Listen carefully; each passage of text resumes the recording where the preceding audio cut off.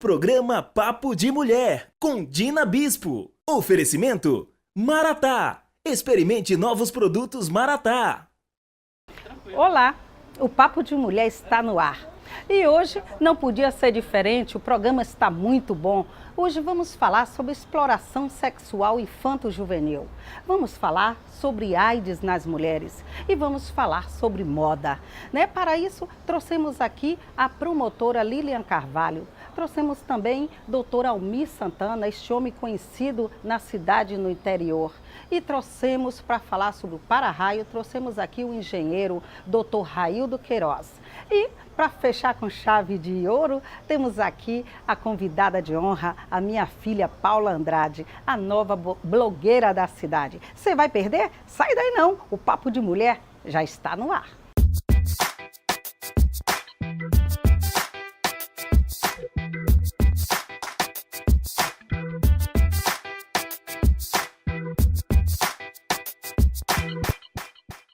Papo de Mulher está de volta.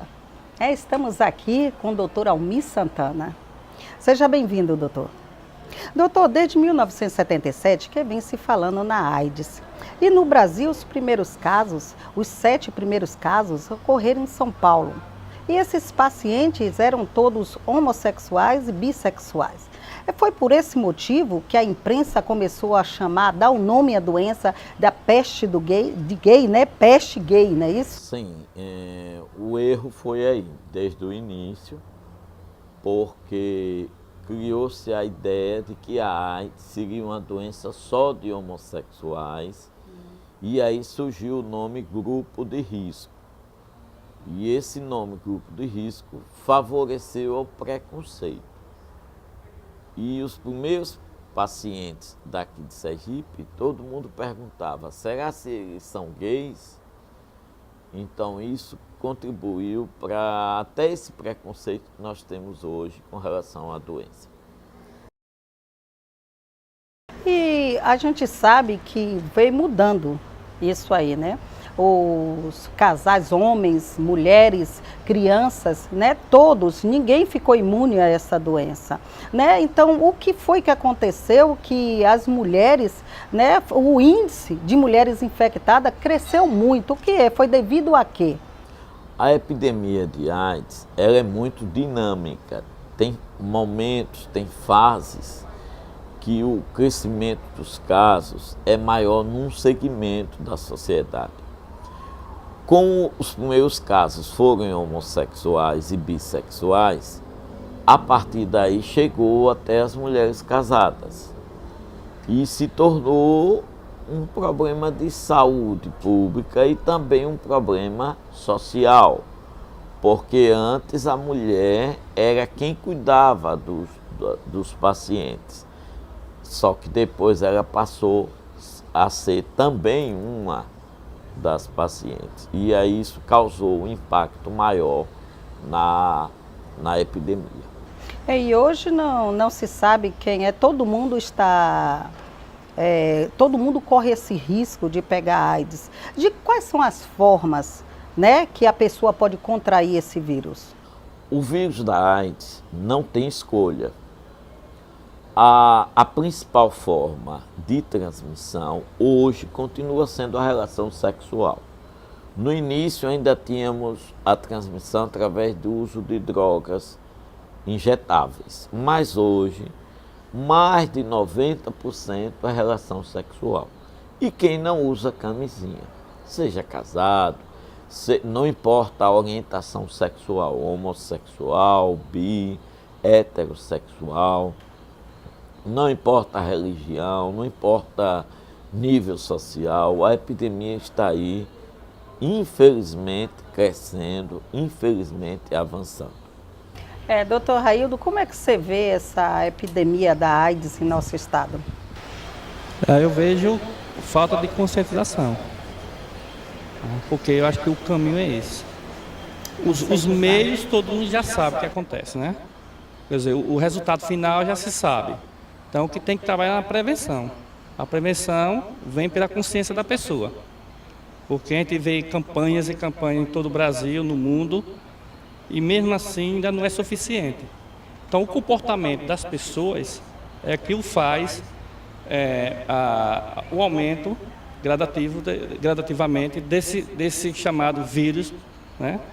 Então, eu vejo que se não existir uma consciência, se a pessoa não tiver sua formação pronta para encarar isso, saber que isso é uma responsabilidade de todos, que dele também é, então eu acho muito difícil de combater como todo. Não vai combater nunca, 100%. Mas já diminuiu bastante e pode diminuir muito mais. Ô, doutor Almir, eu estava lendo, né, as formas, né, o porquê do vírus, né, na mulher. Aí eu vi falando das maneiras, o porquê. É verdade que a vagina, ela tem uma probabilidade de guardar, eu não sei, de receber, de infectar mais do que o homem, mais do que o pênis? É por aí ou não? Na relação sexual, a mulher é quem recebe o sêmen, que contém, no caso, se o parceiro for soro positivo, esse esperma, esse sêmen contém o HIV. Então, quem recebe há um risco maior. Então, a mulher porque esse sêmen fica guardado há um tempo, é isso? E a própria área da vagina tem uma maior facilidade. Então, é por isso que a mulher... Tem um outro fato também da maior vulnerabilidade da mulher, é a questão da discussão sobre o uso da camisinha, que muitas vezes a mulher, às vezes, submissa a alguns companheiros, questões econômicas, elas não têm coragem de propor o uso da camisinha, ou se ela propor, o parceiro começa a ter reação violenta, ela tem medo, às vezes ela tem medo de perder o parceiro. Então, a vulnerabilidade da mulher não é só orgânica, é também do ponto de vista do gênero, da sexualidade também, e às vezes dessa submissão que às vezes algumas mulheres são. A doutora Lilian, como é que a senhora vê isso aí, que é essa vulnerabilidade das mulheres? Olha, inicialmente eu quero agradecer a oportunidade de estar aqui participando desse debate, desse programa Papo de Mulher, né?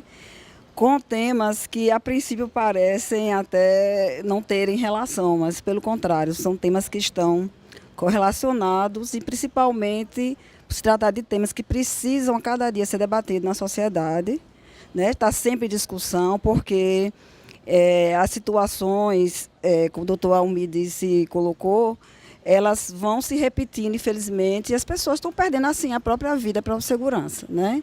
Então, e está ligado, por exemplo, à violência sexual da criança e adolescente, porque passa também por todas as situações de gênero, do pátrio poder, né, de entender da criança como uma pessoa em formação, adolescente, né?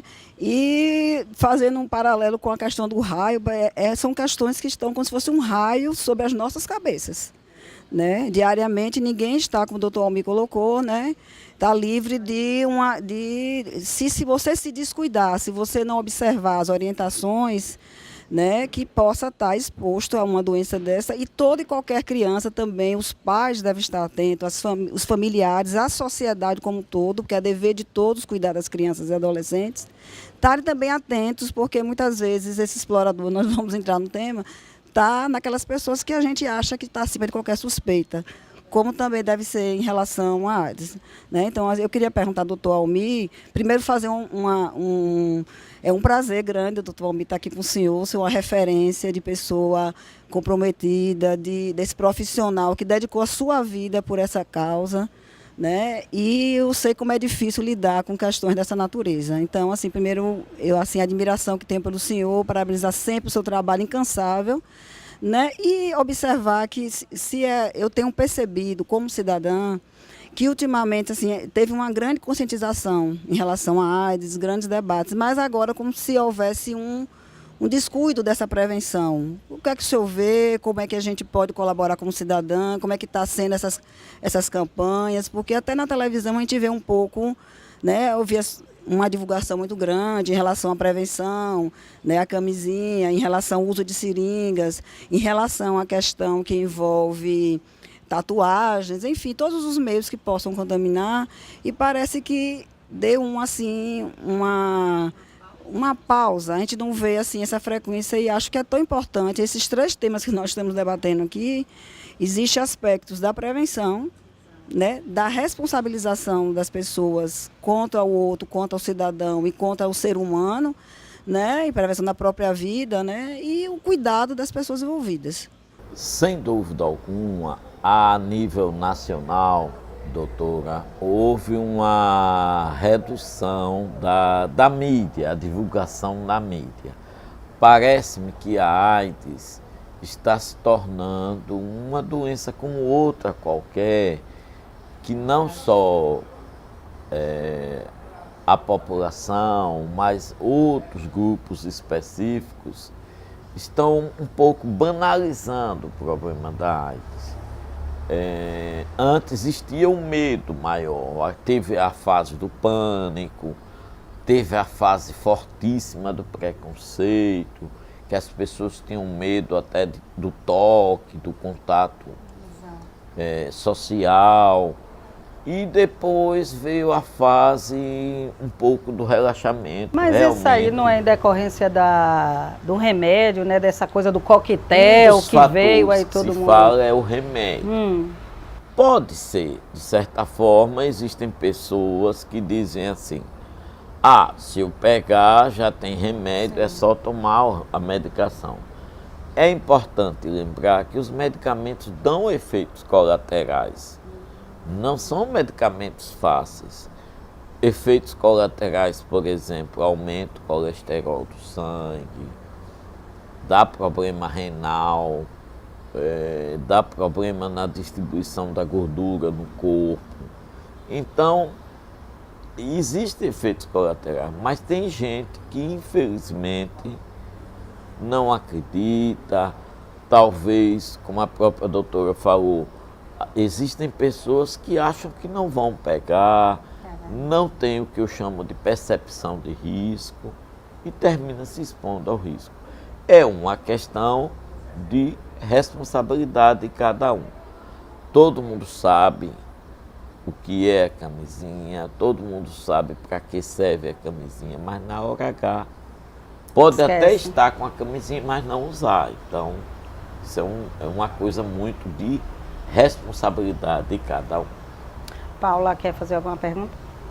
Primeiro, falar que é um prazer realmente estar aqui com o senhor, porque você é uma referência não só em meio, vou dizer, aos adultos, mas aos adolescentes também, porque são admiradores pelo senhor defender essa causa e expor isso aos adolescentes sem nenhum tabu, porque hoje eu acho que um dos maiores problemas que eu vejo como adolescente é porque muitos pais têm medo de falar isso com os filhos, não sei por quê, questão de criação. Então, eu queria saber se, por essa relação assim, que o senhor também tem com os adolescentes, em estar conscientizando sempre, tem algum preconceito vindo dos pais por se assustar, por, oh meu Deus, estão tratando isso com meu filho ou não? Há uma aceitação? Existem reações das mais diversas, sabe, Paula? Existem pais que já estão conversando francamente com seus filhos. Mas existem pais que estão muito longe da realidade do filho, entendeu? Eu lido muito com jovens e percebo isso. Por exemplo, existem pais que imaginam que a filha ou o filho eles não estão nem namorando e eles já estão tendo relação sexual. Então, assim, existem pais muito distantes da realidade. Qual é o mais importante aí, que tem até a ver com o assunto da doutora ali? É o diálogo, é a família. Se não tiver esse diálogo na família, não vamos avançar com relação à prevenção na adolescência. A gente está falando de adolescente, a gente tem uma média de todos os casos daqui, em torno de uns 50 casos em jovens, adolescentes. Então, alguns deles se infectaram na própria na própria adolescência. Outros já nasceram com o vírus. Então, assim, é fundamental o diálogo dos pais. Jogo aberto, tem que ter jogo aberto. Qual a real situação da epidemia da AIDS no Brasil e no mundo? No mundo nós temos 33 milhões de pessoas infectadas. No Brasil, em torno de 700 mil pessoas. E em Sergipe temos 3.596 casos. Esse número de Sergipe é desde 1987 até hoje, com mais de 1.100 óbitos.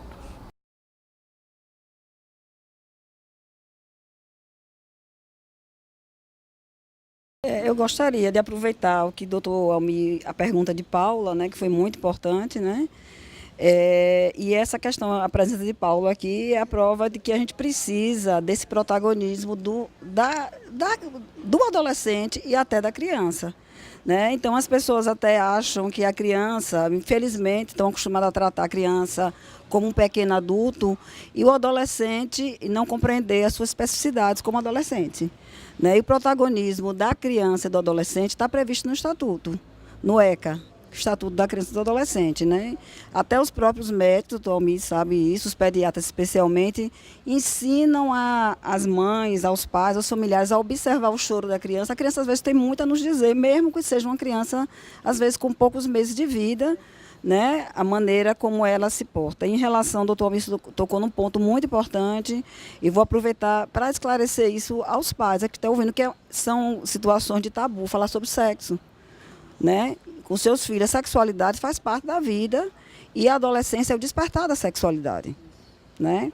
E às vezes muitos pais não conversam, a grande maioria, inclusive pessoas esclarecidas, né? Pessoas assim que até que tiveram oportunidade de cursar uma faculdade, que tem um curso superior, e a gente vê uma resistência, um tabu ainda em abordar essa questão.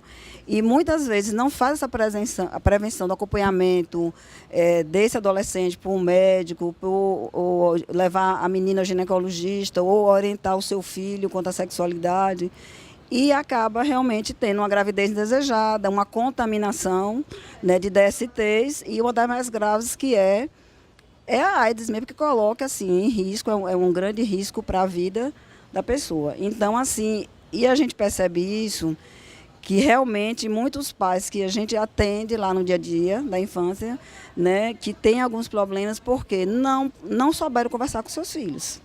Né, ou não perceberam que seus filhos estão crescendo. Então, o adolescente não pode ser tratado, é uma fase de transição difícil. Ele não é criança e, às vezes, perde as benesses de ser criança, por exemplo, e não é um adulto ainda, ele está em formação durante a adolescência, e, às vezes, ele é tratado, é chamado a responsabilidade de algumas questões e ele não é entendido ou não é ouvido dentro da sua fase de adolescência. Então, é uma transformação muito grande, existe a transformação hormonal, né, doutor Almir pode falar melhor, até neurológica, né, toda a formação de um corpo, né, muitas vezes uma gravidez precoce nessa fase causa até, problemas de saúde para essa adolescente, gravidez de risco dessa adolescente, e a questão da contaminação da AIDS. Então, e às vezes da orientação sexual dos filhos, né? Então, é importante que se converse, e a gente vê, às vezes, que os pais sabem disso, mas não têm a coragem de enfrentar. Quando o filho sai para uma festa, para uma balada, né, porque faz parte da adolescência, ir para a festa, para namorar, né, o adolescente quer viver, tem aquela vontade de estar formando sua identidade. E faz, olha, cuidado, viu?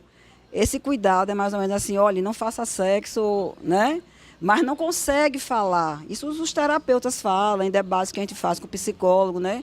O pai está percebendo, mas não fala claramente. E é muito melhor que se converse, que se vá entendendo, peça ajuda médica, peça ajuda de um profissional da área de psicologia, enfim, pedagogia, para que lidando com essa situação e também para que os pais ensinem a ter seus filhos uma sexualidade saudável, para que ele possa desenvolver sua sexualidade se respeitando, né? Esperando o momento correto, esperando fazer uma prevenção, né, do que, enfim, como se diz no popular, tapar o sol com a peneira e depois a situação está aí, né, para ser enfrentada pela própria família mesmo. É verdade. Né, doutora Almir, como a doutora estava falando aí, né, na sexualidade, tudo, a gente sabe que tem vários mitos em tudo, né? Então, como a AIDS e outras doenças até transmissíveis através da sexualidade, através do sexo. Então, é verdade isso? É mito ou verdade essa coisa que a AIDS pega no beijo, a AIDS pega no alicate, fazendo a unha, pode ser contaminada com qualquer ato? Por exemplo, como a gente estava falando, o senhor falou, a mulher casada, ela tem a segurança, ela finge que acredita que o marido dela é fiel, né? Ela finge que acredita. E por isso ela não toma precaução nenhuma na hora de ter relações com o marido. Não é isso? Aí não, nem fala em camisinha. Então, quais são os reais riscos que essas pessoas ocorrem, tanto o adolescente que sai por aí no carnaval beijando muito, né? Essa coisa do ficar, do dormir, de ir para motel, essas coisas no motel, usar aparelhos um dos outros. Como é que pega a AIDS ou qualquer outra doença que o senhor queira falar transmissível? Vamos esclarecer. A AIDS somente é transmissível no ato sexual com penetração. Nenhuma outra forma, beijo, abraço, usando talher, sanitário, roupa íntima, não há transmissão do HIV. Mas não é Isso com aí sangue, não é o contato com mas sangue? não é assim, não Por é exemplo, eu vou fazer uma unha, que você sabe que aqui eu Certo. tenho que levar essa informação às Certo. pessoas. Eu vou a um salão, faço a unha, aí a menina tira um bife, sangrou na minha unha. Aí vem, faz a unha dela, não pode correr se não corre Não há, olha, existe a possibilidade da transmissão, a gente chama instrumento pérfuro cortante, para hepatite. Hepatites virais. O HIV, ninguém nunca contraiu. O vírus da AIDS em salão de beleza, tatuagem, barbearia. A preocupação deve focar no sexo, a relação sexual. Tínhamos antes a questão da droga injetável. Sim. Essa droga injetável hoje praticamente está sendo substituída pelo crack. Então as pessoas estão abandonando o uso de drogas injetáveis, passando para o crack. Agora, a outra forma não citada é na gravidez. A gente chama de transmissão vertical. Transmissão da mãe para o bebê. Se a mãe tiver o vírus da AIDS e não fizer o pré-natal certo, ela pode infectar o bebê. Fora isso, esses outros contatos sociais, abraço, beijo, nada disso vai transmitir o HIV. Tá? O beijo que você falou no pré-caju, há um comportamento muito comum entre os jovens, beijar o maior número de pessoas. Existe uma doença transmitida pelo beijo, mas não é o HIV. Existe uma doença chamada mononucleose, que é conhecida que é conhecida como doença do beijo.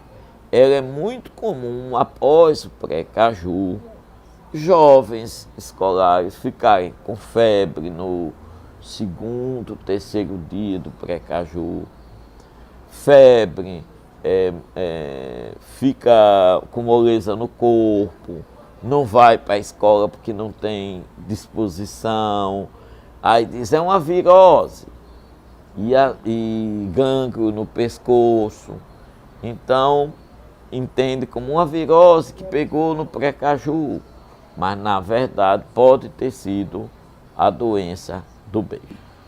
Certo.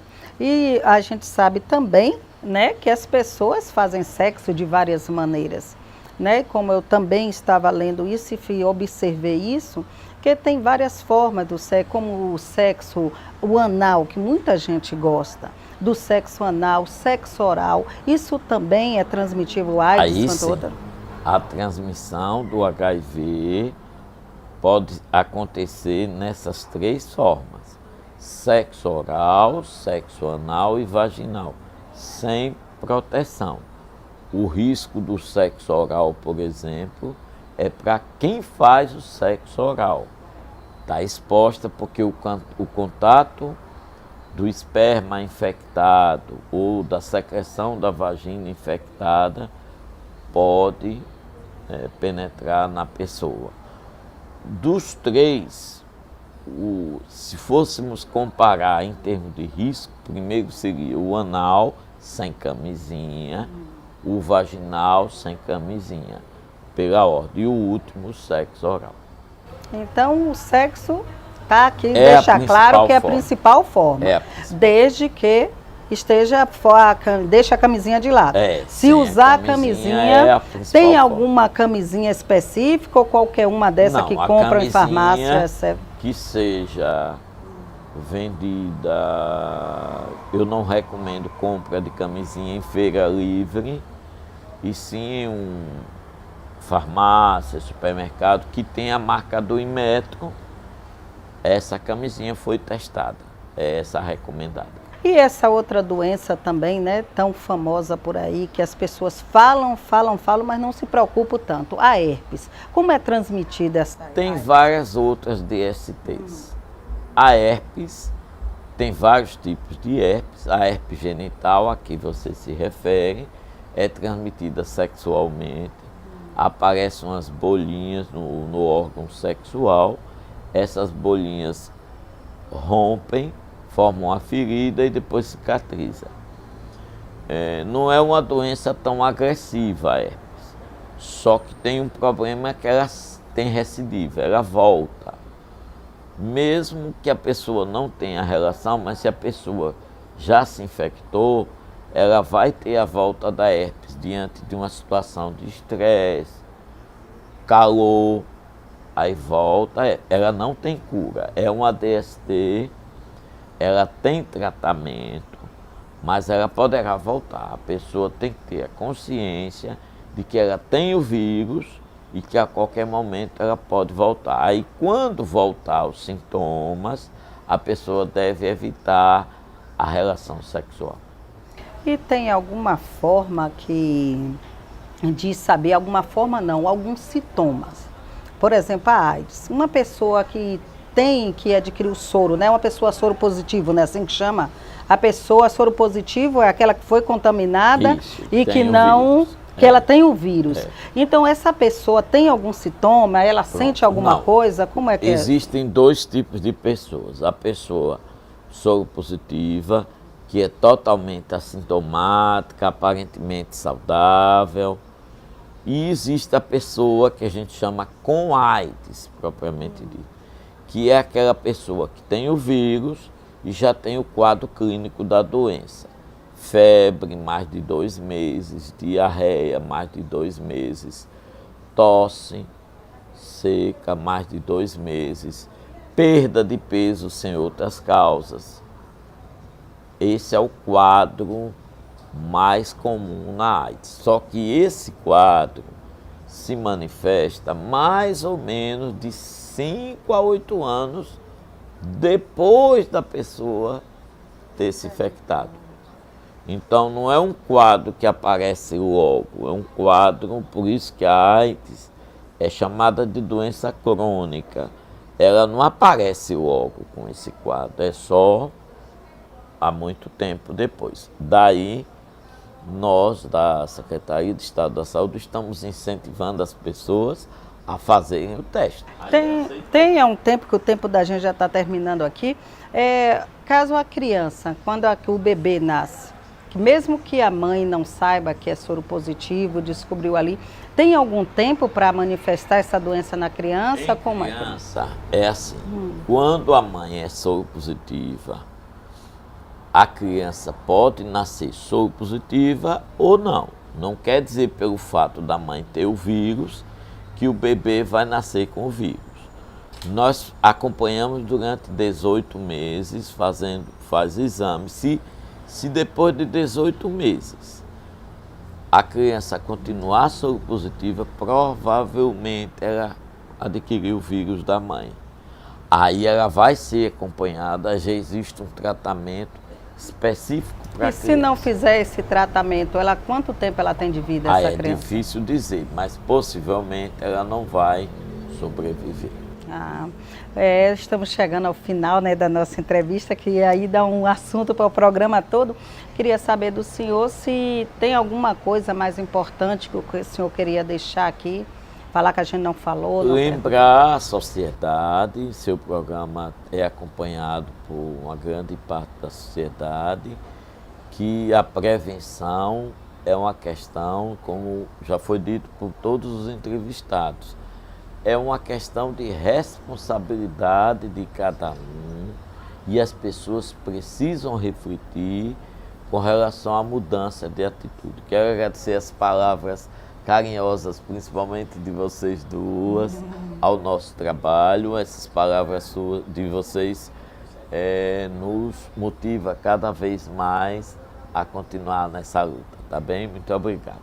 Ainda tem mais que o senhor sabe que esse programa é voltado para o público feminino e eu tenho certeza que em casa deve ter uma mulher que está nos assistindo, uma mulher que talvez esteja em depressão, talvez esteja passando por esse problema aí, soro positivo, talvez foi contaminada pelo marido ou alguma situação da vida. Qual é a palavra de conforto e acalento que o senhor deixa para esta mulher? Tem que se cuidar, continuar o tratamento, não parar. A adesão ao tratamento é fundamental para uma boa qualidade de vida, não é? Hoje a AIDS não tem cura, mas ela é uma doença que é tratável e a pessoa vai ter uma vida saudável. Chegamos ao final da nossa entrevista. Quero lembrar a você que no G Barbosa, tudo para você, a Monotropo que me veste, a marca Monotropo, logo você vai estar vendo aí o telefone da representante dessa fábrica com roupas lindas e maravilhosas para você, mulher. Você pode solicitar, você pode telefonar e passar a ser uma revendedora da marca Monotropo. Né? Quero agradecer também a Maratá, né, que sempre está aqui com os produtos dele, que é nosso patrocinador. E lembrando também que no Senac tem massagens totalmente gratuitas para você de segunda a quinta-feira, das 14 horas às 17. E você sai daí não, que o Papo de Mulher volta daqui a pouco. Vangi Produções, estrutura completa, com preços competitivos, menores prazos e profissionalismo. Vangi Produções, um show de imagens. Estou aqui para falar da bebida que conquistou o mundo. O café é o ouro do homem comum. E como ouro, ele traz o sentimento de luxo e nobreza. Vem celebrar conosco o melhor café que há. O Café Maratá. Café Maratá, o melhor café que há. Sergipe já conta com o melhor catálogo online de profissionais prestadores de serviços para eventos. O site Sergipe Eventos, apresentando um variado menu de profissionais altamente gabaritados a servi-lo na execução de seu evento. Oferecendo serviços de buffet, cabeleireiros e maquiadores, aluguel de roupas, ternos e fantasias, segurança em eventos, cerimonialista e mestre de cerimônia, convites, fotos e filmagens, palco e som, DJs e bandas, e espaços para eventos e outros. Cada link devidamente subdividido em seções que facilitam a sua busca. Acesse www.sergipeeventos.com.br, o catálogo online de profissionais prestadores de serviços para eventos.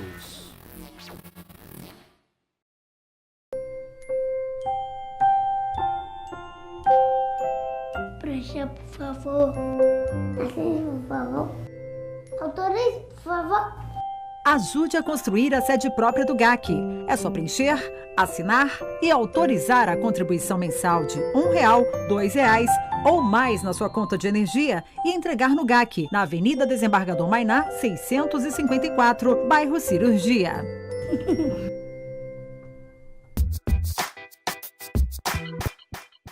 O Papo de Mulher está de volta. Estamos aqui com o Dr. Raildo Queiroz, que vai falar sobre a importância dos para-raios. Seja bem-vindo, doutor. Muito obrigado. Doutor, esse para-raios, né, essa coisa que todo mundo tem medo, dos raios e dos para-raios, não é isso? Por que os para-raios, eles têm de ser colocados bem altos? Pois é, porque as edificações são altas, né? Então, isso é projeto que já é discutido, foi análise, onde há necessidade do principal equipamento de segurança do edificação. Então, eles ficam na parte de cima, porque é a parte de cima que está propício a cair um raio. Mas o senhor está falando aí do edifício ou em casa mesmo? Por exemplo, eu tenho uma casa e tem uma árvore no meu quintal. E as pessoas falam muito dessa coisa de árvore, né? Que é propício a essa coisa. Eu devo colocar um para-raio na minha casa? Os projetos de para-raio é feito de acordo com a necessidade. Então, tanto é que é permitido acima de 10 metros, por lei, que todas as edificações tenham o seu para-raio. Em caso de residência, se a senhora quiser colocar um para-raio em sua residência, não é necessário não, mas se quer colocar é uma medida de prevenção. Você passa a ter uma garantia a mais de um raio não cair na sua casa. Então, nas edificações é uma obrigatoriedade, é lei. Acima de 10 metros tem que ser entregue a edificações com o para-raio. E eu sei também que as pontas, né, dos para-raios, eles servem para atrair os raios.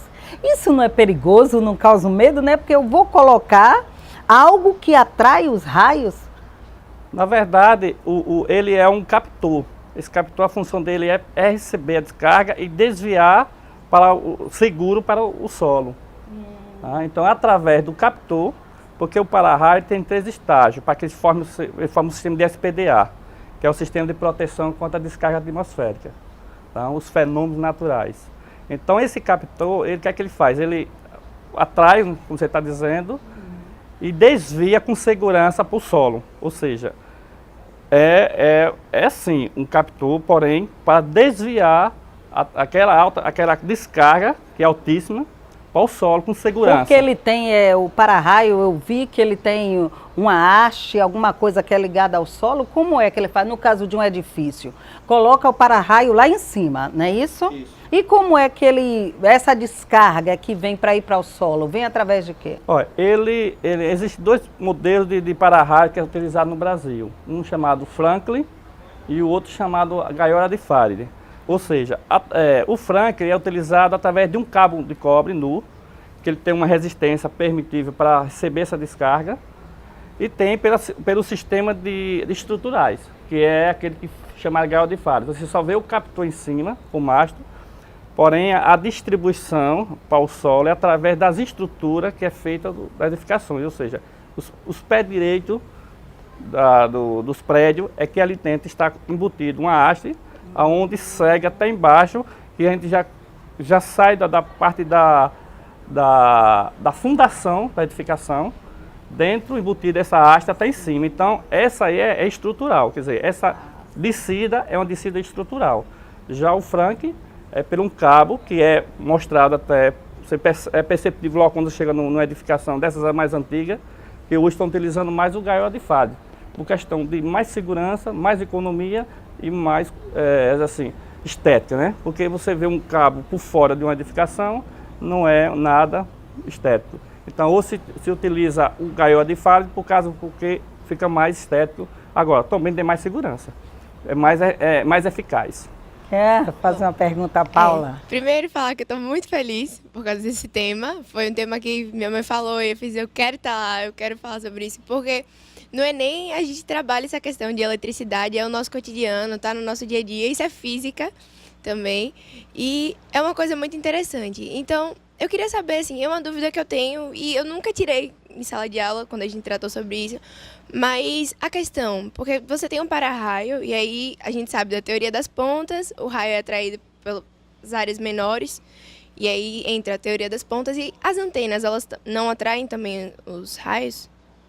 Olha, o para-raio, se ele não adianta você só colocar o para-raio lá em cima. É importante você seguir todo um parâmetro, um diagnóstico. Por quê? Porque o para-raio, ele é uma haste que está acima da torre. Se ele não tiver condizente com as normas, em conformidade com as normas, ele passa a ser um elemento a mais lá em cima que vai prejudicar toda uma estrutura. Ou seja, vai virar uma antena e vai trazer aquele surto elétrico para dentro da sua residência. É por isso que é importante que exista as manutenções periódicas para testar que aquela resistência ôhmica está permitido a descarga com segurança para o solo. Então, as antenas terão que ser todas aterradas ao lado do para-raio. Então, é importante que as edificações que tem essas antenas lá em cima, como também o próprio mastro do para-raio, se ele não estiver em conformidade, ali passa a ser mais um equipamento que vai atrair o raio lá para cima. Então, as antenas em si, elas terão que estar aterradas no mastro, no cabo do para-raio, o cabo de descida, preso nas suas bases, porque todas elas são de metais. Doutora, tem alguma dúvida sobre para-raios? Olha, eu estava até antes de começar o programa conversando com o doutor Raildo, né? Sobre essa questão que no Brasil é um dos países que mais cai raio, né? Que eu soube, já vi. E porque eu passei uma experiência 2 anos atrás. Primeiro porque eu já tenho assim, um histórico. A gente pergunta quem conhece alguém que foi atingido por um raio. A gente vê na televisão. Infelizmente, eu tive uma pessoa, né, um adolescente que era amigo do meu irmão, há muitos anos que ele faleceu por conta de uma descarga elétrica. Ele estava na fazenda e quando ele foi mudar o canal, houve uma descarga e esse rapaz morreu imediatamente, foi uma morte instantânea. Então, assim, sempre eu fiquei preocupada quando eu soube que uma pessoa próxima, a gente se preocupa mais quando está alguém, né, próximo da gente. Então, e há 2 anos eu passei uma experiência que eu estava num barco, num passeio na Amazônia, perto de Manaus, onde cai muito raio, né? Depois eu fui ler mais e passei uma tempestade, passei uma experiência que eu fiquei bastante assustada, né? E eu pergunto ao senhor 2 coisas. O senhor falou que uma casa não precisa, né? Então, assim, por que essa casa é até 10 metros? Porque tem próximo dela outros edifícios que vai atrair aquele raio? Se eu estiver no campo, por exemplo, né? Porque essa situação aconteceu na área que eu falei, da perda dessa pessoa amiga, foi numa área de campo, na fazenda, né? Então, assim, não é importante também. Outra pergunta que até é uma curiosidade, cai um raio 2 vezes, o pessoal até diz isso, né? Que não cai 2 raios no mesmo lugar, né? E quando o senhor falou da prevenção, até antes, assim, no papo a gente conversando, eu já fiquei também preocupada, porque como está sendo fiscalizado isso? Né? Infelizmente, às vezes, né, a prevenção eu aprendi com os engenheiros, com o corpo de bombeiro, com o pessoal da área técnica de engenharia, que ou a coisa é segura ou não é, não existe meio seguro. Né? Então, assim, como é que está sendo? Quem é responsável pela fiscalização, até aqui em Aracaju? Recentemente, há poucos dias, nós tivemos aqui uma tragédia, né, que chocou todo mundo, deixou todos nós tristes com a perda de uma criança. Uma família passou mais de 30 horas soterrada. E a gente pensa que isso, eu não me lembro, né, doutor Almir, de ter acontecido isso em Aracaju, dos anos que eu já estou aqui. Eu moro em Aracaju há 30 anos e não me recordo de um fato assim, né? E aí a gente começa a questionar quem foi que autorizou aquela obra, quem não fiscalizou, por que é que não tinha um engenheiro. São comentários da imprensa, porque assim, eu não conheço os fatos, né? Só estou aqui mesmo como cidadã, assim, pensando como é importante a segurança, porque às vezes parece que a vida humana vale muito pouco e a gente não faz a prevenção que é tão importante. Verdade. Em relação às casas, em campo aberto, a incidência é muito maior em campos, certo, aberto. Na área rural é onde mais cai raio, cai 29% do raio. É na área aberta, na área rural. Então, árvores são situações que se evita estar no campo aberto, debaixo de árvore. Isso é uma realidade. Em relação às casas, como eu já disse antes, você está fazendo uma medida preventiva para você. Mas assim, por exigência de norma e lei, não, só é permitida a partir de 9 metros. Pois tem edificações que tem, vamos dizer assim, 3 andares. Se você somar 3 andares, o pé direito dá 9 metros, com mais a caixa d'água vai para uns 12. Então é permitido colocar um para-raio. E a gente vê algumas edificações aí que não tem. Considera também a área construída da própria edificações. Então em cima disso se calcula se há necessidade desse para-raio ou não. Embora alcançando os 9 metros, 10 metros permitidos. É obrigatório. Exatamente. Então as pessoas se atêm ao quê? Que tem que... mas a minha área não é permitida. Eu só tenho 750 metros de área, né, do prédio. Você pegando toda a edificação, sem áreas comuns, você chegando acima de 750 metros, também tem que constar que é preciso colocar o sistema do SPDA. Então, Você ter você tem uma casa de campo, uma casa de, vamos dizer assim, uma fazenda. Você está no campo aberto, então a incidência é grande. Mas se você observar, em 10 fazendas que você visita no interior, as 10 não tem para-raio. Agora, quero colocar? Coloca. Você vai ter uma medida preventiva. Mas o fato de ter uma árvore próximo aumenta o risco? Porque não? potencializa. Tá entendendo? Potencializa. Porque assim, ó, o que é que a gente recomenda normalmente em uma casa? Você mora numa edificação. Você quando vê esses relâmpagos, essas trovoadas todas, se afaste das janelas. Desliga as tomadas. Porque não é que vai entrar ali o raio, mas ele pode vir por um surto elétrico. Numa região que... Por quê? Porque nossa rede elétrica, em geral, ela pode chegar à sua casa através da rede elétrica. Tá? Então é importante que você se afaste um pouquinho da janela onde tem parte metálica. Um carro mesmo. O carro ele isola pelos pneus. Mas se você estiver encostado na parte metálica, você também está contribuindo em potencializar a corrente. Então, o bom é que dentro de um veículo, choveu, está caindo muito relâmpago, todo indo para o carro, pare o carro. Fique no acolchoado. Evite colocar os braços na parte metálica do carro. O síndico, os administradores de condomínio, eles acham que aquilo que está lá em cima tem que passar uns arcão, tem que limpar e acabou por ali. Se resumir numa pintura no mastro. Não. Não é aquilo que interessa aos órgãos fiscalizadores. Que no caso o bombeiro, que é o primeiro a chegar quando há um incidente. Primeira coisa, o bombeiro a chegar no condomínio detectou que foi uma descarga elétrica, vai pedir os laudos de aterramento. Aí o condomínio não tem. Aí vem a Defesa Civil, que está lá também, não tem. O CREA não tem. Aí o seguro, que vai pagar o prêmio, vai perguntar, cadê a documentação? Está constando ali no prêmio, está constando no seguro, que a gente cobre, o sistema SPDA cobre, mas vocês não estão fazendo o trabalho de vocês, os cuidados que deveria ter, porque a região que fica próxima ao litoral, ele tem alteração da resistência. O solo, por si só, ele já altera a resistência do para-raio. Então, é por isso que é importante fazer as visitações, as inspeções anuais. Isso aí constar em relatório e assinado por engenheiro e tirar da RT pelo CREA. Então o condomínio da parte que está coberto. Porque hoje no Brasil cai 70 milhões de raio todo ano. Então nós aqui temos menos, porque a região não é tão propícia a isso. Mas vem caiu no Jabotiano muito ali, queimou muitos equipamentos. E depois, isso, graças a Deus, ficou só bem materiais. E se atinge uma pessoa? Porque o raio, para você ter uma noção, é uma máquina de solda a 250 amperes vezes 100, vezes 5 mil amperes. Então não é fácil. Aonde ele cair, ele deixa estrago.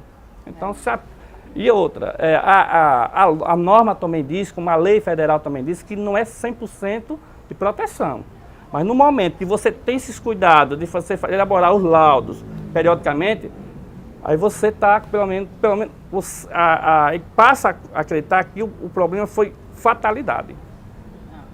Mas quando não tem esses cuidados, o síndico não se preocupa em fazer esse caminhamento, esses cuidados, diagnóstico que a gente tem que fazer mesmo, nós mesmos que estamos fiscalizando a si mesmo, tem que fazer. Imagina um negócio que está lá isolado, lá em cima, os moradores lá, não sabem nada, quando acontecia a tragédia. Espero que nunca aconteça, mas quando acontecer a orientação que você dá, por exemplo, quando a gente vai comprar um apartamento, então a gente tem que fazer essa observação, procurar saber se no prédio tem para-raios ou não? Primeiro, só é liberado o ABITS através da apresentação do SPDA. Se não tiver feito o SPDA, o bombeiro não libera o ABITS. A prefeitura também não libera. Então você vê como é importante. Consta que só libera o ABITS. Pelo que eu percebi, também tem a fiscalização para o ABITS, já é uma prevenção, porque vai verificar, né, acima de 10 metros, é exigido. Mas o mais importante é que depois, porque se passa às vezes anos, pelo que o senhor está dizendo, né, passa anos sem fazer uma prevenção. Né? Uma prevenção, uma revisão, né? Como se faz uma revisão no carro, como se faz uma revisão diagnóstica da sua saúde pessoal, você deve fazer como prevenção e não se faz no prédio. E né? não se faz. Você só tem um veículo, você não tem que fazer essa manutenção. E olha que é a sua pessoa. Imagina uma coletividade, porque se acontecer um incidente, é coletivo. Qual é o profissional capacitado para fazer essa previsão? Só pode fazer as medições, as inspeções, só pode ser por engenheiro. Nenhuma outra classe que não seja de engenheiro, ele não pode assinar a inspeção do para-raio. Raildo, você terminou esquecendo de responder a pergunta da doutora. Afinal, o raio, 2 raios, cai no mesmo lugar ou não? Cai. Cai? Cai. Quantas vezes é necessário. Sim, doutor Raildo, agora eu quero que você deixe uma palavra de acalento, de conforto para a mulher que está nos assistindo, que está precisando que seu ego seja massageado agora, uma palavra para levantar a autoestima de quem está nos assistindo. Durma tranquilo, viu, que os para-raios estão tomando conta de você, da sua casa, viu? Os raios estão aí, são fenômenos naturais que pode acontecer, cair em qualquer lugar. Não estamos livres de nada disso, como tua residência também não. Então, durma tranquilo que a gente vai cuidar bem das suas casas, das suas edificações. E eu tenho certeza que os órgãos fiscalizadores vão começar a apertar mais. Porque esse último agora que aconteceu faz parte da engenharia e o CREA, apesar do seu contingente reduzido, né? Ele também está fiscalizando. Então é importante que ganhe todo mundo com isso. A sociedade ganha com isso. Tá certo. Obrigada, Raildo. Vamos a um breve intervalo. Lembrando a você, sempre que no G Barbosa, tudo para você. Lembrando que no Senac tem massagem totalmente grátis para você, de segunda a quinta-feira, das 14 às 17 horas. E a Maratá, que sempre está aqui nos apoiando com seus produtos, nosso parceiro Maratá. E a Monotropo, a que me veste, essa marca maravilhosa, que logo, logo você vai estar aí o telefone da representante para você poder vender na sua loja a marca Monotropo. E quero agradecer e mandar um beijo também para as meninas do Salão Visuale, aí na 13 de julho. Um beijo para você, Marciana. Olha, minha unha tá show. Um beijo para você. E você sai daí não. Papo de Mulher volta daqui a pouco. Vangi Produções, estrutura completa, com preços competitivos, menores prazos e profissionalismo. Vangi Produções, um show de imagens. Estou aqui para falar da bebida que conquistou o mundo.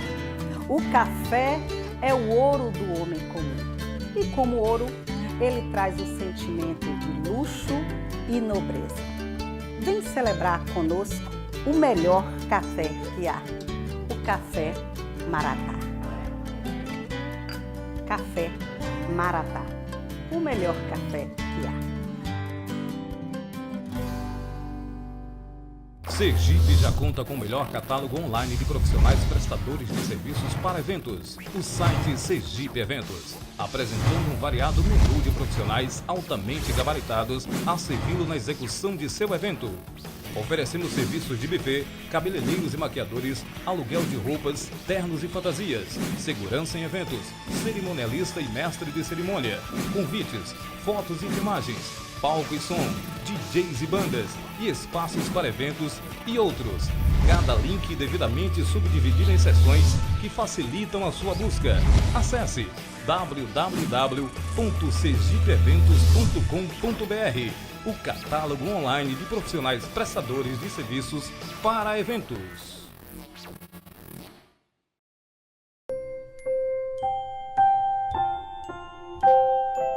Preencha, por favor. Assine, por favor. Autorize, por favor. Ajude a construir a sede própria do GAC.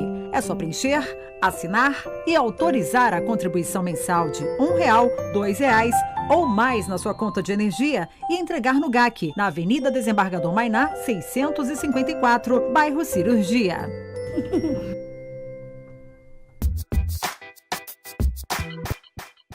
O Papo de Mulher está de volta. Estou aqui com Paula Andrade, a nova blogueira da cidade. Seja bem-vinda, Paula Andrade.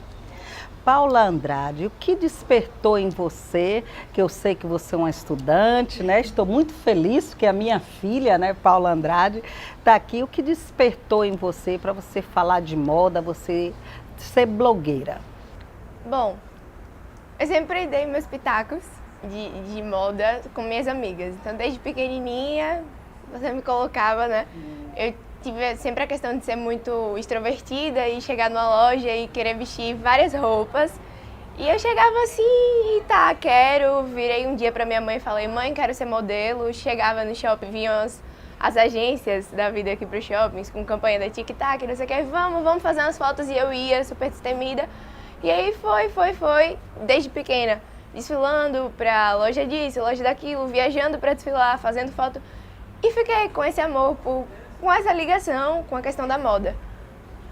Fui até o dia que deu na cabeça, assim, que era um blog pra mim, fui vendo várias pessoas escrevendo e até coisas que eu achava, assim, que eu não concordava. Eu falei, não, chegou a hora de eu dar a minha opinião, eu vou falar. E aí eu comecei escrevendo e minhas amigas começaram a compartilhar e falaram, nossa, você escreve como se você já fosse uma blogueira há não sei quantos anos. Acho que tá no sangue. E aí, pode fazer a pergunta. Quer falar, Paulinha, aí? Olha, na verdade, a gente vê que as redes sociais estão tomando conta de tudo, né? Então, tudo se chega através das redes sociais. Um fenômeno hoje em dia. O que é realmente um blogueiro? O que é que ela faz de verdade? Passa um pouquinho aí para sua experiência para a gente aqui. Na verdade, as pessoas têm uma ideia de que ser blogueira é você ter lá uma página onde você escreve qualquer coisa e dá sua opinião. Infelizmente, não é isso. A gente tem realmente uma página lá, mas ser blogueiro vai muito além disso. Se você escolhe um tema, qual vai ser seu foco? Por exemplo, eu tenho meu foco em moda, mas às vezes eu dou dica de cinema, algum filme que estreou, alguma coisa assim que está em alta, uma receita que eu acho interessante. Então, a gente tem... Mas vocês ganham alguma coisa com o Globo? É uma profissão? Como é? Sim e não. A depender do seu alcance, por exemplo, o meu blog tem várias visualizações, então algumas lojas entram em parceria comigo, eu falo, olha, Paula, a gente trabalha com a questão da permuta, a gente vai pagar tanto para você vestir nossa roupa, para você tirar a foto com a nossa roupa e falar, olha, eu visto tal marca, tal salão, fala comigo, vamos lá, eu quero tratar do seu cabelo, eu quero fazer isso, para você fazer a minha publicidade, para você falar, eu estou vestindo isso. Então, eu vejo mais como se fosse até uma questão de blogueira e atriz. Exposição. Então é mais uma ferramenta de trabalho. Doutor Almir tem um blog também? Eu tenho na Infonet, eu escrevo quase que semanalmente, mas é só escrever. Sobre temas ligados à saúde. E tem gente que interage. Eu acho curioso, às vezes, tem gente que interage que não tem nada a ver com o que você escreveu. E eu fiquei impressionado. Às vezes eu escrevo um tema tão legal na saúde, aí o outro chega, porque o deputado não sei o que fez isso, não tem nada a ver com o blog. Mas como ele é aberto, assim, esse da Infonet, a pessoa às vezes coloca até um pseudônimo, né? Uma denominação ou um nome falso, uma coisa assim, a gente fica exposto um pouco, né? Mas no seu caso isso acontece? Se acontece, já aconteceu alguma coisa com vocês? Então, no blog em si, eu nunca tive problema com isso, graças a Deus. Mas é aquela questão.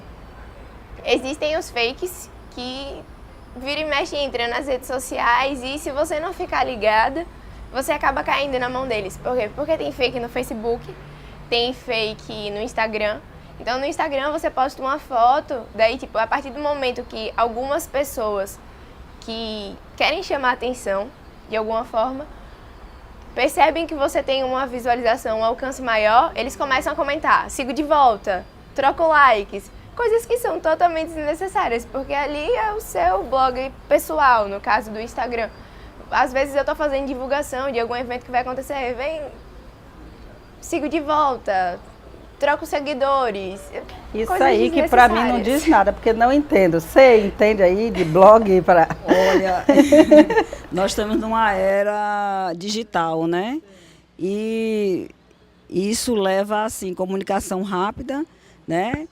Enfim, eu sempre faço algumas referências que as pessoas dizem assim, as coisas estão piores, o mundo está muito. Eu acho que o mundo está, desde quando é mundo, a história da humanidade, se a gente analisar. Mas, realmente, a velocidade da informação está muito grande. Então, praticamente, se encurtou o mundo. Né? Você está na Europa, manda uma foto pelo WhatsApp, imediatamente já cai na rede ou no Facebook, enfim, né? A globalização. Agora, então, isso tem um aspecto positivo e tem um aspecto negativo, como tudo na vida. Né? E eu sempre, assim, eu digo a Paula que a adolescência é a melhor fase da vida. Né? Porque é uma fase que você tem juventude, geralmente você tem saúde, salvo alguns que têm algum problema de saúde, mas é a fase que você não tem tantas responsabilidades, você ainda não tem filhos, você não tem família, você, de maneira geral, né?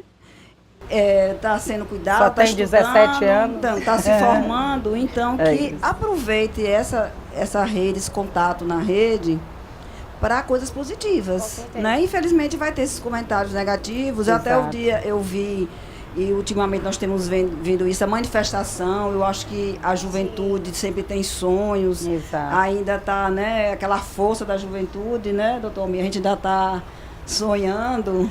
E, enfim, a gente, às vezes, vê que usar esses contatos de internet para fins que vai prejudicar a pessoa. Exato. Né? Eu até vi um comentário do dia que as pessoas estão fazendo aquela história do rolê no shopping, aqueles movimentos. Por que não faz um rolê na biblioteca? Por que não faz um rolê, né, positivo? Então, assim, eu quero ver como é que você está, assim, como é que você de que maneira mensagens positivas, indicação de livros, se você faz, coisas que possam contribuir, filmes, né? Enfim, até se articular para que, claro que o movimento, a manifestação popular, nós estamos num Estado de Direito, um regime democrático. Acho que a democracia é uma das melhores coisas, mas a gente tem que saber usar isso proativamente. Não para prejudicar alguém ou para destruir patrimônio, para atingir pessoas. Nós vimos recentemente como é importante os movimentos, mas as consequências que tiveram de um movimento, às vezes, mal articulado, com pessoas que não estão realmente com espírito coletivo. Eu acho que o jovem, nós estamos numa época de muito individualismo, e é importante que você, que é tão jovem, né, 17 anos, está, como se diz, na flor da idade, está começando, que você possa, assim, despertar essa consciência coletiva, né? E está tudo atrelado à prevenção, né? Até discutir, conversar. Se você tem feito isso, vocês pensam nisso, como é que você está colocando? O seu blog é só voltado para moda, para eventos sociais? Então, eu vejo a internet como uma faca. Eu sempre ouvi uma historinha desde pequena, eu não sei nem como é, na verdade, esse ditado, mas eu sei que ele existe.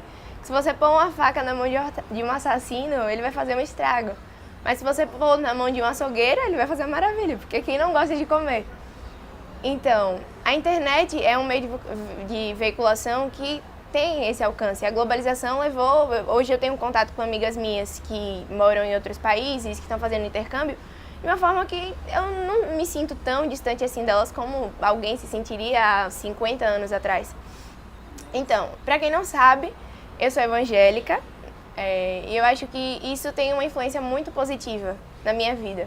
Então, eu sempre cresci vendo projetos sociais, eu sempre cresci com isso, com trabalhos voluntários. Minha família é muito envolvida com questões de trabalhos voluntários, no GAC, em centros de apoio, em hospitais. Então, eu cresci com isso. Então, quem me conhece, quem me segue, quem me acompanha, sabe que eu sou defensora de tudo que for a respeito de questões sociais. Eu defendo, sim, política, eu trato sobre política, eu trato sobre saúde, porque eu acho que a internet é um meio, sim, de veiculação positiva.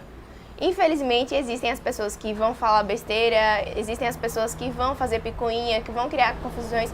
Existe a questão do cyberbullying, que é um assunto que eu acho que você deveria trazer, mãe. O cyberbullying, ele não tem uma lei que traga defesa a quem sofre o cyberbullying. A gente tem a defesa do bullying, mas não do cyberbullying.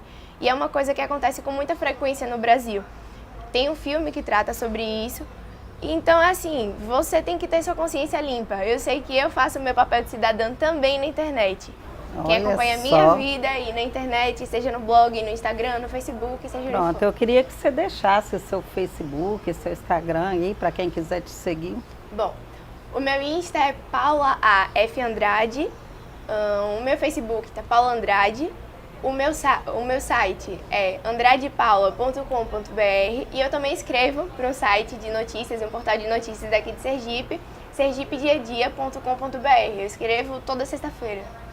Né? Se meu amigo estivesse aqui, ele ia dizer: Dina, toma aí um babador aí de plástico para você, né? Que realmente qual mãe não fica feliz, né? Tendo uma filha assim. Então chegamos ao final, né, da entrevista aqui com Paula Andrade, a nova blogueira da cidade, né? Eu quero deixar aqui para você não esquecer que lá no Senac tem massagem grátis para você. Se você precisa de uma massagem para relaxar, se precisa de uma massagem para tirar as gordurinhas, a drenagem, qual seja a massagem que você esteja precisando, vá lá no Senac, de segunda a quinta-feira, você não paga nada por isso, né? E o G Barbosa, tudo para você, Maratá, nosso parceiro, a Visuale, melhor salão, estou assim amando este salão Visuale. E você, querido, sai daí não, que voltaremos daqui a pouco falando, sabe de quê? Falando sobre exploração sexual de infanto juvenil. Então sai daí não, que o Papo de Mulher volta daqui a pouco. Vangi Produções, estrutura completa, com preços competitivos, menores prazos e profissionalismo. Vangi Produções, um show de imagens. Estou aqui para falar da bebida que conquistou o mundo. O café é o ouro do homem comum. E como ouro, ele traz o sentimento de luxo e nobreza. Vem celebrar conosco o melhor café que há. O Café Maratá. Café Maratá. O melhor café que há. Sergipe já conta com o melhor catálogo online de profissionais prestadores de serviços para eventos. O site Sergipe Eventos, apresentando um variado menu de profissionais altamente gabaritados a servi-lo na execução de seu evento. Oferecendo serviços de buffet, cabeleireiros e maquiadores, aluguel de roupas, ternos e fantasias, segurança em eventos, cerimonialista e mestre de cerimônia, convites, fotos e filmagens, palco e som, DJs e bandas, e espaços para eventos e outros. Cada link devidamente subdividido em seções que facilitam a sua busca. Acesse www.sergipeeventos.com.br, o catálogo online de profissionais prestadores de serviços para eventos.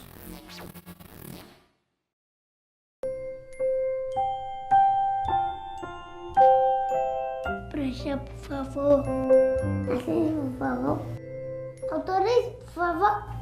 Ajude a construir a sede própria do GAC.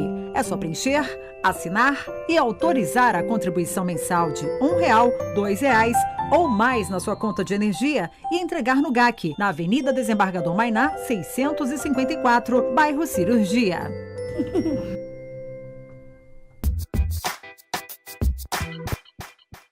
Papo de Mulher está de volta. Estamos aqui com a promotora doutora Lilian Carvalho. Ela vai falar sobre esse tema tão polêmico, esse tema que choca todo mundo, essa exploração sexual infanto-juvenil. Seja bem-vinda, doutora.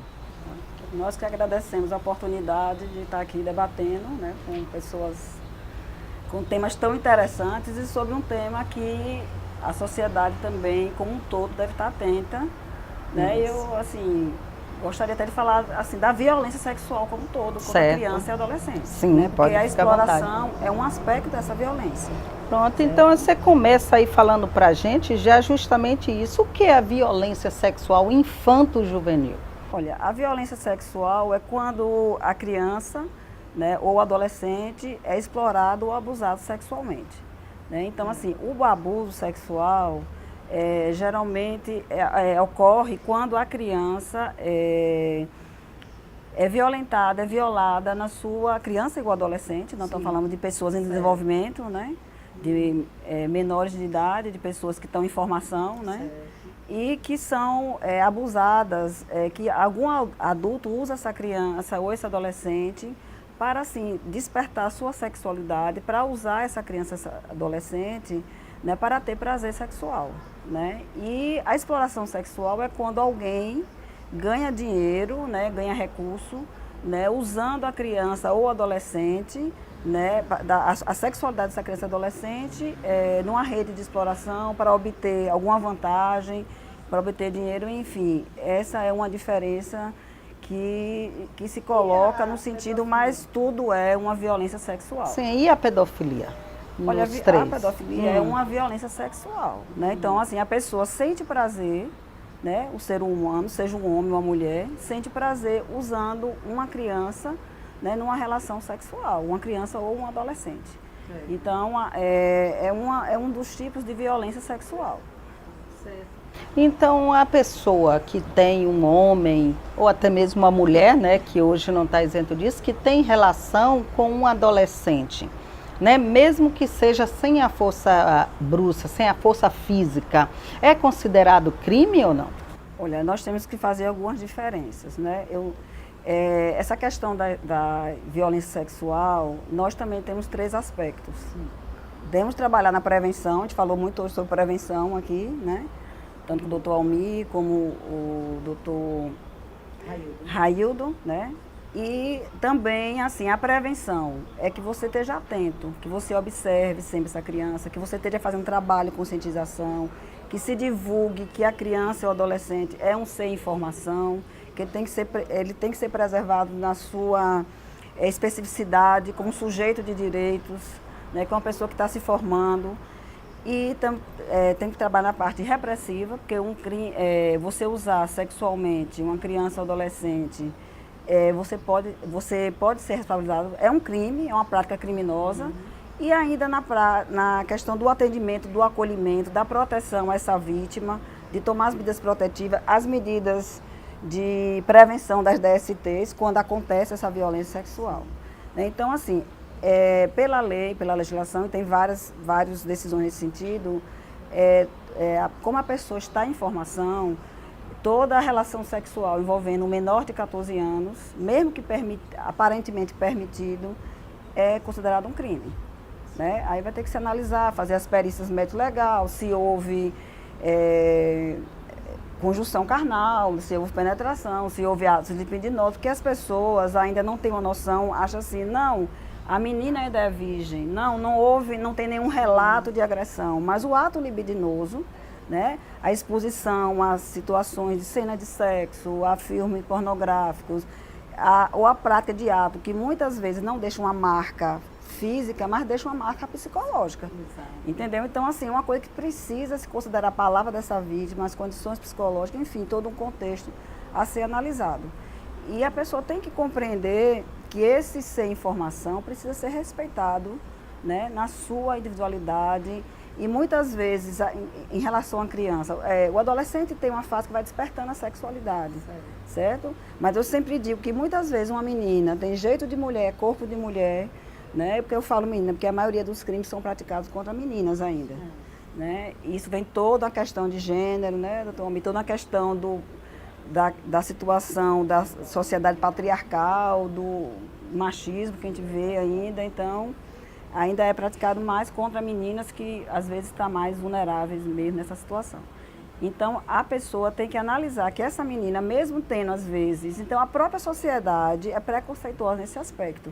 Aí fala, mas a menina estava com uma saia curta, ou a menina estava com um top, ou situação, mas assim, essa menina, ela pode ter um corpo de mulher, um jeito de mulher, mas ela tem que ser respeitada na sua formação como pessoa. Ela ainda cientificamente está provado, não é à toa que se estabeleceu 18 anos para a maioridade civil, tem até países que essa maioridade civil é 21, 25 anos, né? A Convenção Internacional mesmo considera até criança, usa o termo abaixo de 25 anos, como é a Convenção Internacional dos Direitos da Criança, porque justamente a pessoa ainda está cientificamente provado que essa pessoa está em formação, que essa pessoa está em transformação, o seu corpo, o seu organismo, enfim, a sua saúde, a sua formação ainda não está completamente, né, formada. E que esse adolescente, nós já falamos no início, quando ele começar a despertar, a adolescência tem a puberdade, então todo o despertar da sexualidade, se deve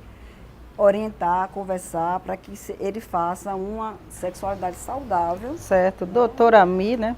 Que o senhor que está tão ligado a essa coisa de doenças e tal, e eu sei que o senhor trabalha não só aqui na capital, no interior também. Por aí o senhor tem presenciado alguma cena dessa, alguma coisa assim, soube de algum caso? Existem relatos, não é, de situações de violência, como a doutora falou, devem ser tomadas algumas medidas. Existem medidas na área de saúde, a prevenção. Aqui funciona um setor de atendimento que é na maternidade Nossa Senhora de Lourdes, é a maternidade de referência para os casos de violência sexual, onde é feita a prevenção da gravidez, a prevenção das doenças sexualmente transmissíveis e a prevenção com relação ao HIV, onde existe um protocolo que a pessoa vai seguir. Essas medidas, por exemplo, com relação ao HIV, é importante lembrar que a profilaxia é até 72 horas. A segurança, então, tem que agir rápido. No caso de uma situação dessa, tem que ser rápido, porque depois de 72 horas, pelo menos a profilaxia vai ser falha, não vai realizar uma proteção, tem que agir imediato. Então, caso aconteça alguma violência sexual, alguma criança sofra alguma violência sexual, então a mãe ou o parente, qualquer pessoa, deve levar essa criança até a maternidade Nossa Senhora de Lourdes. Isso. É isso, para que faça essa profilaxia. Profilaxia. Né? Isso é como se fosse uma limpeza que faz na criança para que não ocorra uma prevenção. Não é só criança, não.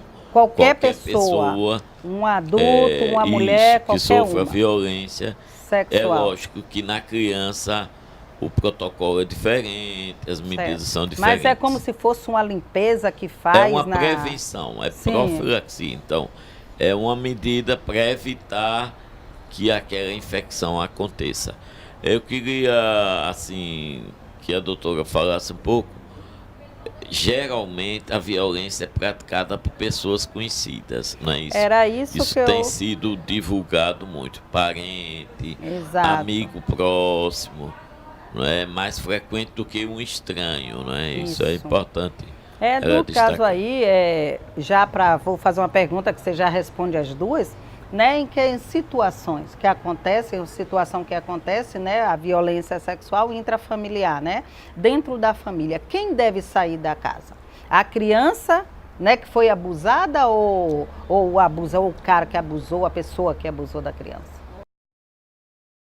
É um tema tão complexo, né? Que tem várias vertentes, que acho que daria até um programa ou até mais do que um programa, né? Então, assim, a gente tem que compreender, partir de um pressuposto. A criança e o adolescente é uma pessoa em formação, né?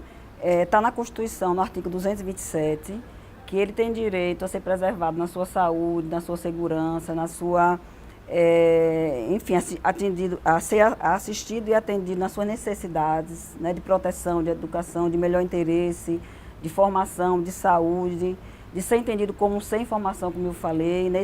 E assim, na Constituição, a única vez que falou de forma prioritária foi em relação à criança e adolescente. Eles têm prioridade à proteção integral. E esse primeiro dever é da família. Os primeiros cuidadores são os pais, né? Também é um dever da comunidade, da sociedade e do poder público. Então, todos devem estar envolvidos. Eu sempre digo que a nação que não cuida da sua criança e seu adolescente está enfadada em insucesso. Ele pode crescer no plano humano, ou no plano financeiro, no plano econômico. Por exemplo, o Brasil está entre as 10 maiores economias do mundo, mas nós vemos situações de vitimização de criança e adolescente ainda, né, que está uns índices abaixo de proteção da América Latina. Então, nós precisamos refletir isso. Né? E essa questão, todas as vezes que nós sabemos uma violência contra a criança e adolescente, que a gente se cala, nós estamos sendo coniventes. Então, esse dever de denunciar, esse dever de registrar, é um dever de toda a sociedade. Para os profissionais de saúde, de educação, é obrigatório, sob pena até de uma responsabilização, tem uma previsão no ECA que a pessoa, porque o profissional da área de saúde, e geralmente o educador, ele tem mais contato com a criança, com o adolescente, ele vê como é que ele altera comportamento. Eu posso dar alguns exemplos, nós já tivemos situações de adolescentes que eram abusados pelo próprio pai. O pai tirava a menina da escola para manter relações sexuais. E o professor começou a observar que quando vinha uma ligação desse pai, que chamava essa menina, a menina entrava em pânico. E daqui a pouco ele saía. Ela saía, eu vou ter que sair, meu pai vem me buscar, né? E os pais eram separados. E daí a professora começou a chamar a atenção, né? Então a gente tem que ter esse olhar. E foi quando ela foi ganhando a confiança e tomou as medidas, foi tomada as providências. Infelizmente, a maioria, nós padecemos no Brasil de estatística, né? De estatísticas, ainda mais nessa área, onde os crimes e a violência sexual contra a criança e adolescente são praticadas, na maioria das vezes, intramuros, dentro da própria casa. Então, dos que chegam a ser noticiados, dos que chegam à delegacia, ao Ministério Público, à maternidade, tem-se um levantamento no Brasil como um todo que mais de 60% é praticado por familiares, seja pais, seja padrasto, seja tio, seja alguém da confiança da família, né, ou da proximidade comunitária da criança. Então, aquela história que nós falamos no começo, como esses assuntos estão interligados, é esse olhar, né, os pais estarem atentos à alteração da criança, e não só os pais, como as pessoas que convivem com aquela criança. Né? Então, assim, é chamar as atenções e se notificar. Existe até um número, eu sei que as pessoas, às vezes, para os profissionais de saúde e de educação, existe essa obrigação legal, mas para nós também, como cidadãos, como pessoas, né? O que a gente não quer para os filhos da gente, ou para as crianças e adolescentes dos nossos convívios, a gente não quer também para nenhuma criança e adolescente. Então, assim, tem um Disque 100, você pode fazer uma chamada denúncia anônima, pode registrar, onde é acionado o Conselho Tutelar, Ministério Público, Delegacia. Né? Nós temos a delegacia especializada, que atende a criança e adolescente vítima, a DEACAV, que é a Delegacia de Atendimento à Criança e Adolescente Vítima, que funciona ali na Rua Itabaiana, anexo ao Grupo Vulneráveis. Tem as promotorias da infância, né, especializadas, e tem a vara onde os crimes são processados quando a criança e adolescente. A maternidade é uma porta de entrada, né, é um serviço porta aberta, funciona 24 horas. Procuram muito, doutora?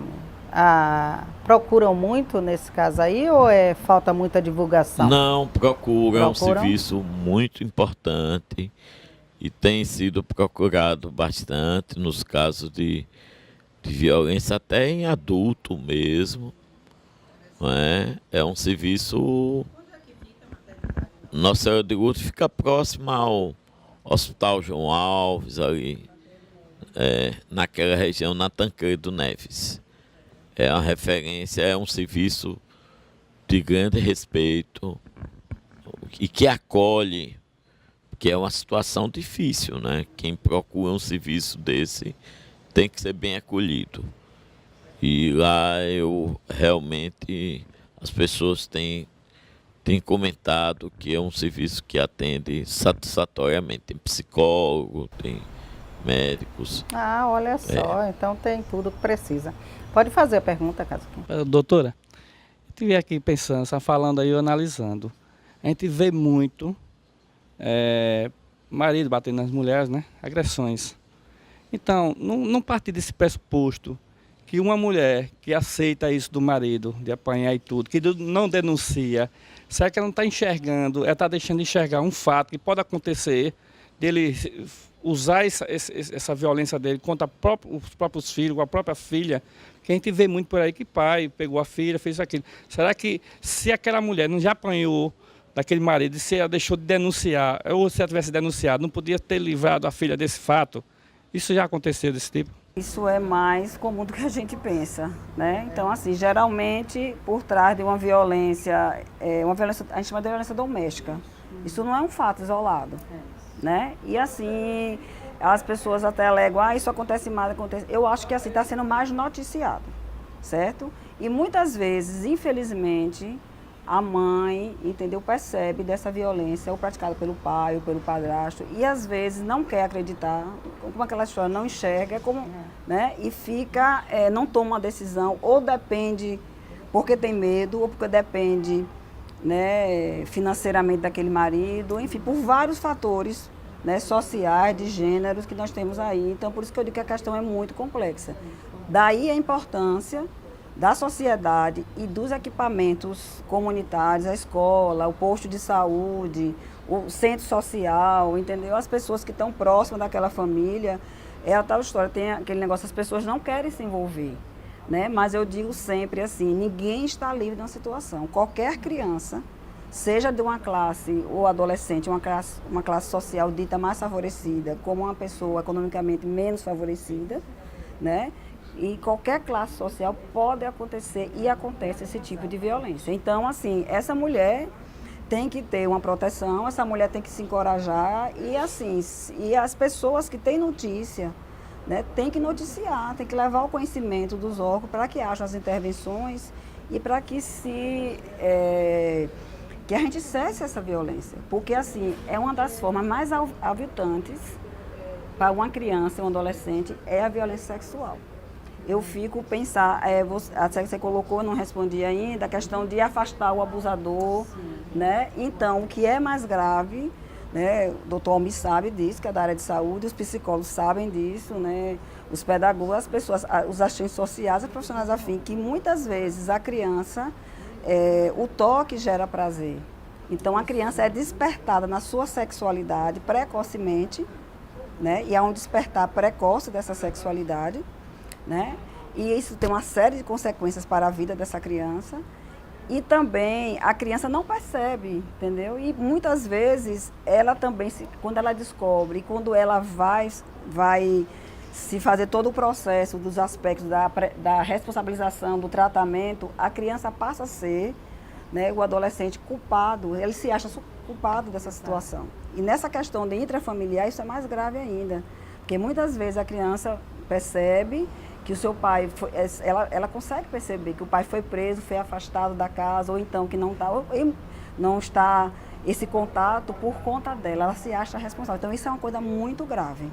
E eu quero lembrar que além do serviço da maternidade, nós temos também uma sala no Fórum Gomecino Bessa, que é uma sala para depoimento especial, para que a criança, né, seja o adolescente ouvido, porque assim tem toda a responsabilização criminal e muitas vezes pode levar também à perda do poder familiar, quando o pai pratica um ato desse contra o filho ou a mãe que é conivente ou que deixou. Nós temos várias situações onde a própria mãe, criança de 5, 6 anos, que a mãe, assim, deixava a criança na companhia de homens para obter lucro com isso. Exatamente. Né? Infelizmente, isso acontece. Então, assim, existe essa sala de depoimento e quando há necessidade também da criança, às vezes, a mãe é conivente, às vezes, o ideal é que o abusador fosse afastado do lar. Exato. Mas muitas vezes, nós já tivemos casos que a própria mãe sabia e, assim, foi condenado criminalmente e ela continua desacreditando na palavra da filha e às vezes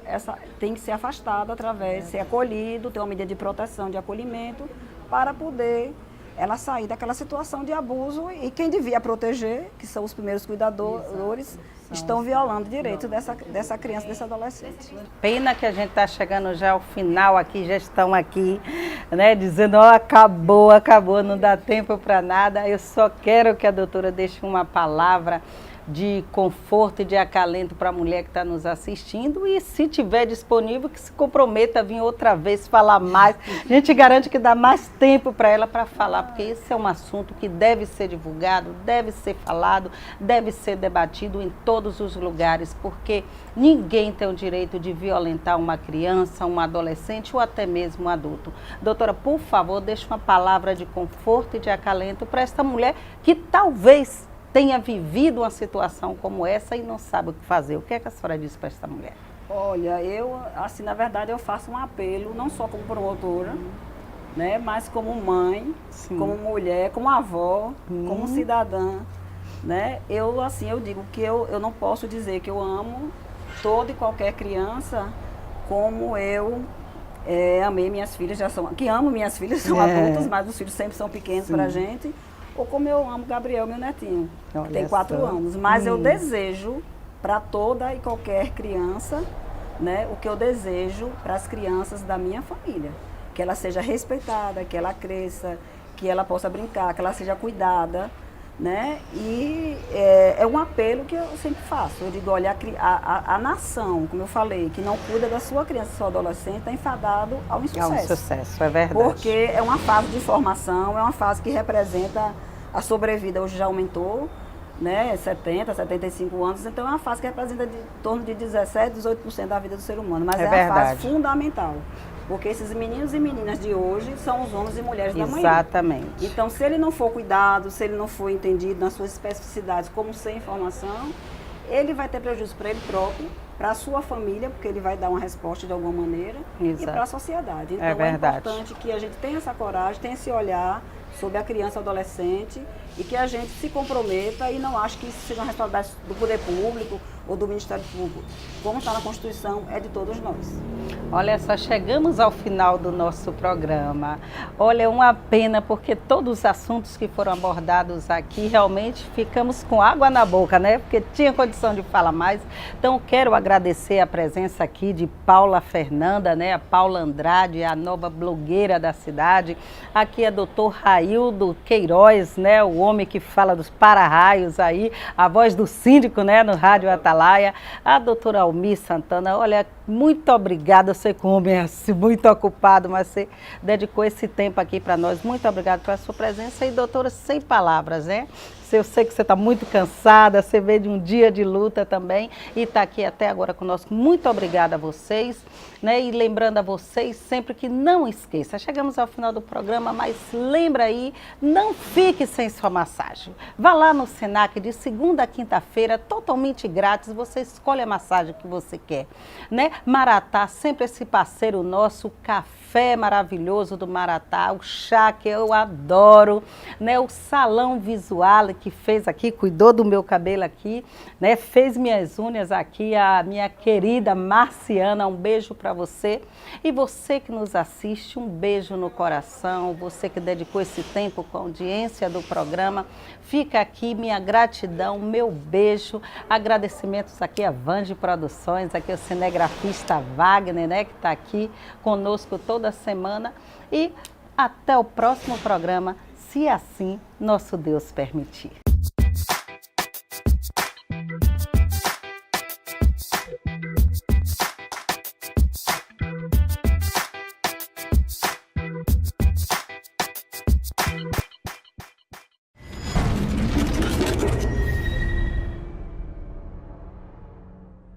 Você assistiu o programa Papo de Mulher com Dina Bispo. Oferecimento Maratá. Experimente novos produtos Maratá.